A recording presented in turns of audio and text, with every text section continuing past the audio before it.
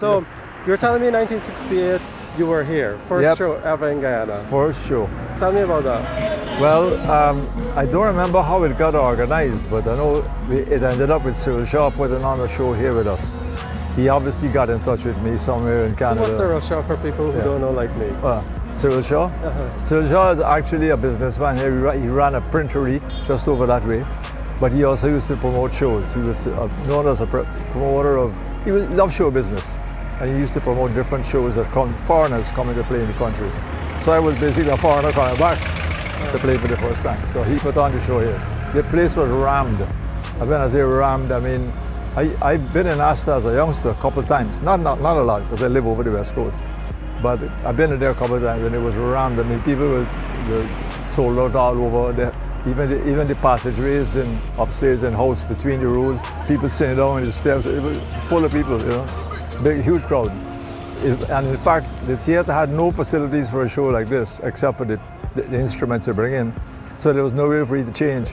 So we had to change at a house over there somewhere.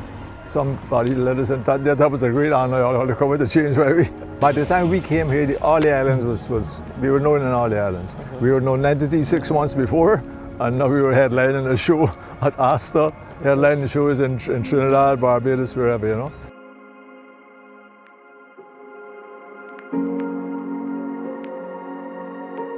We would have done Honeymooning Couple and Mr. Rooster and the usual songs that were popular on the radio. I don't remember anything about the show, who else was on the show, but I remember the crowds when they came out on the streets. I looked up, so all I could see is people. You couldn't see any seats, you couldn't see any open spaces. Who wasn't sitting down was standing up, and who wasn't sitting was sitting on the floor. It was just bedlam. And people on each other too. Oh Lord, of mercy, yeah. I used to go to Astor now and then in Pitt and catch a show. And one night, they had a guy in Astor Pitt. He had a name. He was a terror. A short, red-skinned, big, muscular guy. He used to have a whip. Honest to God, a whip, you know. But I can't remember his name, but he was people frightened this man, boy. So I remember being in Pitt one night, so, you know, and four fellas sitting in front of me getting on bad.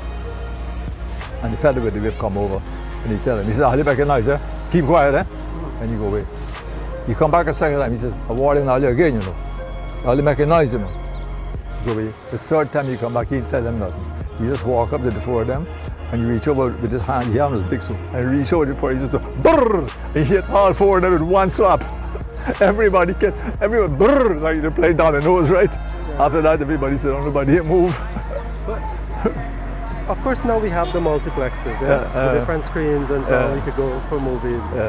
What are we losing with buildings like these and with an atmosphere like this? Well, boy, look, that is nostalgia. I don't know what we're losing. I mean, the place was hot like hell, one thing. I mean, thank God, we couldn't close the windows. We used to close the windows before the show started.